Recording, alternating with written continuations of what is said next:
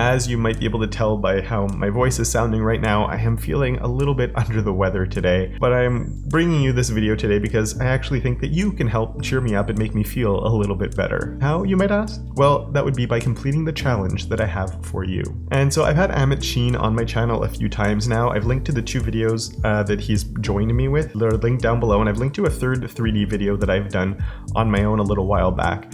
And what I'm challenging you to do is to take what you might have learned from those 3 videos, or just on your own with the world of 3D CSS, and to create some wonderful 3D CSS stuff. It could be a fork based on one of the things that we did, or it could be your own just creativity and whatever you want coming out of this. And what my plan is for all of this is the first link that is down below is to a form where you can submit whatever you create. And in 2 weeks from now, I'm going to feature all of the different things that you guys come up with in a video. So the deadline to submit is showing up right here. I don't even know what the day is today. I'm just out of it. But as long as you get your submission in by that date, then I will feature whatever you've created in my video. So I really want your creativity to shine in this and to come up with some fun different things.